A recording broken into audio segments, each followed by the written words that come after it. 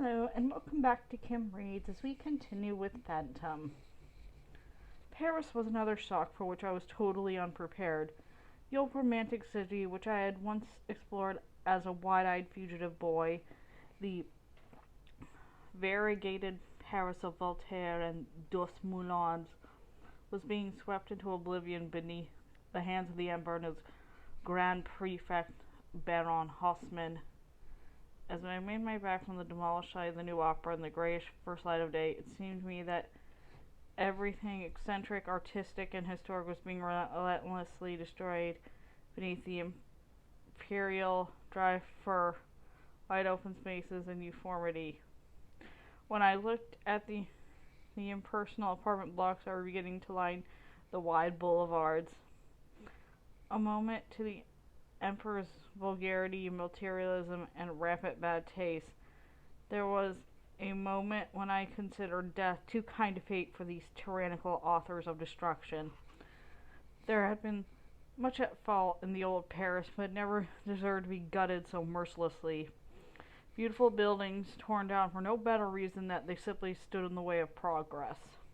This was murder, rape, and wholesome pillage on a scale beyond imagination.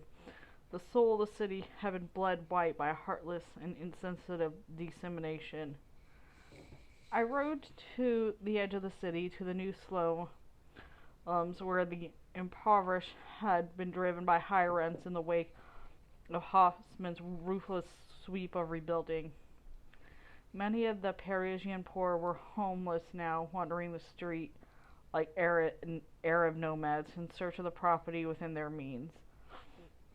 I saw children sleeping in the gutters, wrapped in old newspapers. My blood boiled at the sight of such cruel injustice. It was here among the poor that I found lodgings. I had the means to stay in the finest hotel suites in Paris, but instinctively shielded away from the judgment of the bred and wealthy, the looks of suspicious distaste which always preceded the information that a particular hotel room or tasteful apartment was not available. Not available to me, of course, is what they meant. A man in a mask must inevitably have some social stigma to hide. The poor were less particular as one could pay. But even so, 3 landlords shut their doors hurriedly in my face before I found a man greedy enough to overcome his instinctive fear of me. I paid the exorbitant amount he required for hot water, and when I bathed, I sat down and wrote a letter that would bring Jules Bernard from Belgium. His honest, well-dressed person, coupled with my money, would acquire me lodgings in a more salubrious area for a time, until the inevitable hounding and extortion forced me to move on. For the past 5 years, he had acquired all my lodgings for me, and I was galled by my increasing dependence upon him. My growing inability to outface the tailors and shoemakers. Whatever I required now, Jules obtained for me. Everything from shirts to morphine. In Russia, the Orient, it had been impossible to go about my business with some degree of freedom. But here in the Mecca of the civilized world, where everything was so respectable, I felt increasingly like a hunted spider hiding in a web. I was rapidly losing the buoyancy and optimism of youth. I knew that I would starve now rather than sing or display myself in a way before any crowd. I refer to work in the dark these days, unseen and unheard. And for that, I needed Jules. I knew that he would come immediately upon the receipt of my letter, simply because he dared not refuse. And as soon as he came, I would set him to work. 6 weeks later, I had everything I needed. For a respectable man, Jules had returned out to the most accomplished spy. I knew all that I needed about the Garnier and his designs. I had in my employ some of the best stonemasons in the region. Once Jules had passed word in the right quarters, Human greed brought by the men one by one to my door to face my harsh and exacting scrutiny. I was prepared to repay for the best and rejected ruthlessly until I found it. On first sight, Garnier's plans, my instinct had been to abandon the whole project and return to Belgium at once. For the exterior design filled me with despair. As all at once, the Paris Opera would be ugly and unoriginal, as squat and unlovely as a huge toad planted on the bleak Persian landscape. I particularly disliked the colonnaded loggia across the face of the building. The whole concept was vulgar, not to say profane, and yet it was a grandiose, conceived on a scale, breathtaking ambition that brought me back to the plans again and again. It would dwarf the palace at Mazarden with its 3-acre site, 17 floors, and 5 cellars below the street. This building, with its fireproof girders and many modern refinements, was reaching out in the future, presently a monstrous feat of engineering. Since it seemed that Garnier's gross and forbidding child must indeed come into the world, I intended to preside over a birth which would inevitably prove difficult and protected, possibly to love an ugly child if you tended for long enough, nursed it through danger, and buried yourself in its future. In that time, that loggia would seem no worse to me than an unfortunate birthmark, a sad blemish that would fill with loving pity and would make me long enough to protect the unfortunate building from the comments of its cruel critics. It would be beautiful inside, with magnificent grand exterior, its marble columns, mirrored foyers, and chandeliers. It would be beautiful inside. When I had come to estimate the stonework, I wrote directly to Garnier. I knew a lot about him by now. Born in the notorious Rue Mouffetard, one of the worst slums in Paris, son of a blacksmith with social aspirations, he had only escaped his appointed places in his father's business because he proved physically incapable of working in huge bellows. A nervous, delicate, gifted man, he had clawed his way into the middle class through his own restless industry, and determined now to reside with his young wife in the Boulevard Saint-Germain. Excitable and eccentric, the man possessed the imagination of a true artistic genius, and I know that he would see me if nothing else.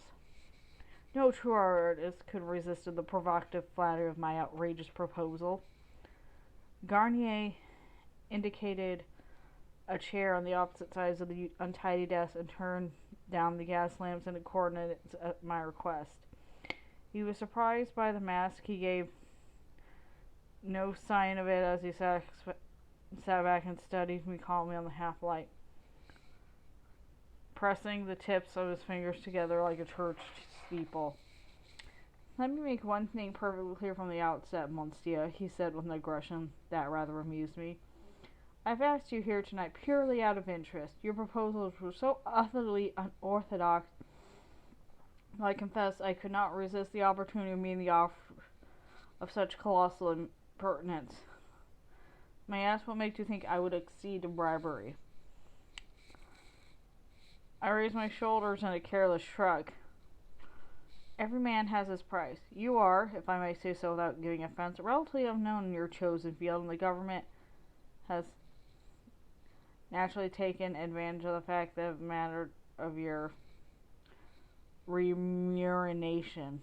He sat upright in his chair suddenly. Meaning, he challenged softly, meaning that while it is usual for a public architect to have his fee set at 3%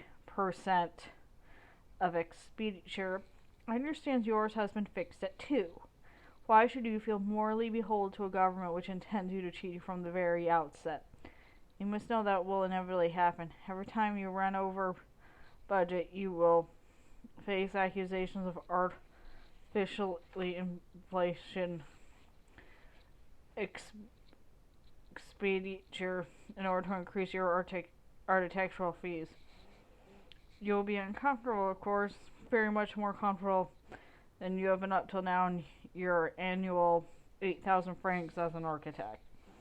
But you may rest assured, monsieur, that the government of this land has absolutely no intention of making you a millionaire in return for a work of a lifetime. And you'll be an old man by the time this building is completed. He laughed suddenly. I'm only 36, my friend. How long do you think it's going to take me to complete this work? If it took 10 years, which God forbid, I should hardly be in my dotage. I smiled unseen behind the mask. If you finish it in 10, which you won't, you will be broken in spirit and held from doing battle every waking hour of every day with teeth-sparing bureaucracy and thieving contractors. You'll be a physical wreck before we're done with you, Garnier. You're just too naive yet to know it.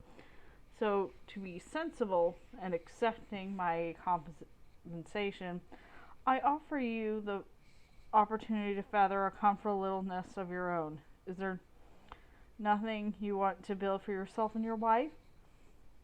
He frowned, pushed back his hair with irritable gesture, and got to his feet restlessly. A small fellow, physically imposing, he carried himself with a certain arrogance that began to trouble me.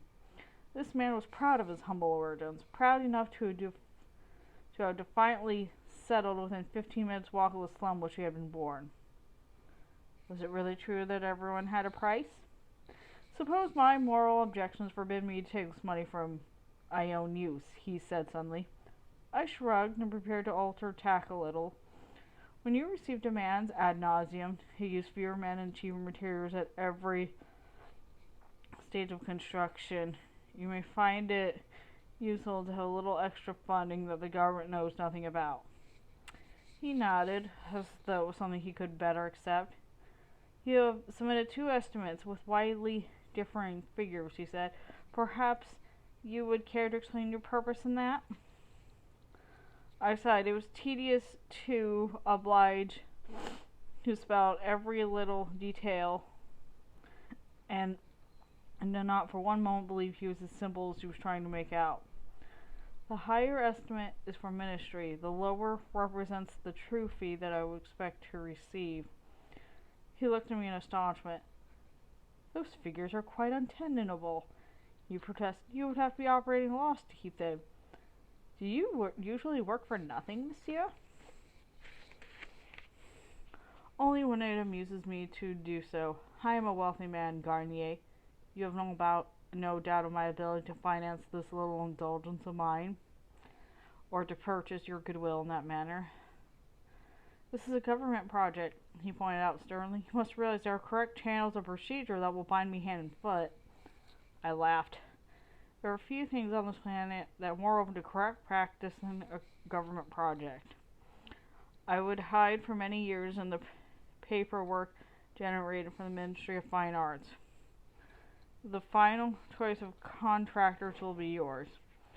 He came out from behind the desk and stood over me. I don't think contracting is your normal line of business. You're an architect, aren't you? I smiled grimly behind the mask. This man was no fool. What had he guessed? My competence extends to many fields, I said coolly. For the moment I choose to contract. There is no question of professional rivalry between us. But there could have been, he persisted shrewdly. I think I'm correct in assuming that, am I not? I declined to answer him, and my hands clenched automatically on the arms of the chair. The old claustrophobic sensation of cage bars closed in around me, and I suddenly knew I'd been a fool to come here tonight. I'd been terribly mistaken.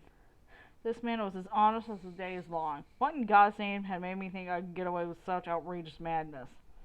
I'm sorry to have wasted your time, I said grimly, getting to my feet. Forget this happened. Forget you ever saw me. I shall not trouble you again. One moment, he was staring at the mass with sudden intent that made me deeply uneasy. Please sit down again, he continued with new cordiality in his voice. I would like you to see something. I sank into the chair with a terrible feeling of foreboding. Not since the day I woke from that gypsy cage that I ever felt quite so deeply trapped. I realized with horror that it might have been necessary to kill him now in order to escape my own arrogant stupidity. And his wife was in the apartment. She had opened the door to me, and I'd seen her suck in startled breath before she collected herself sufficiently to direct me to her husband's study. What on earth should I do if she started to scream? I was a fool, an unspeakable fool. Where would I ever learn to keep away from people? From a file on the bottom of his desk, Garnier extracted a handful of papers and passed them to me. I think you will recognize these as the designs. I stared at the paper in my hands with disbelief. How did you get a hold of that? I demanded passionately. How? He did not answer for a moment. I watched him cross the room with 2 glasses of brandy. Give me one, he said upon the desk, and took a sip from his own glass, his coarsely arranged features betraying a certain repressed excitement. I had a tutor at the School of Fine Arts, he began conversationally, an elder, rather eccentric fellow who took an interest in promising students. He was a good-natured old man, very interested in his own way. Had a stock of good stories to tell if he had the patience to bear with his rambling. Before he died, he entrusted me with these papers to keep them safe. Told me if I ever had the good fortune to come across the man who had drew them, I would have the honor of knowing the greatest architect in the history of the world. I always thought it was a pretty tale, an old man's fantasy. How old were you when you designed these buildings, Erik? 7, 8? I let the papers fall to my lap. For a moment, all I could see was my cheerful, pompous, opinionated tutor lying silent forever. His visits had been the light of my childhood before it was boarded up. I had stood at the attic window for hours on end, waiting for the first glimpse of his carriage, which would send me running down the stairs in excitement to the front door. What else did he tell you besides my name? I muttered at last. Sufficient for me to understand why you wear the mask, said Garnier slowly, with the air of a man choosing his words now with some care. Sufficient to make me thankful you never entered the ministry's competition. I glanced up at him in resentful surprise. What makes you so damn sure I didn't enter? He spread his hands in what I later learned was a rare gesture of self-depreciation. If you had, he said, I should still be earning that miserable 8,000 francs a year. Okay, that's the end. See you next time.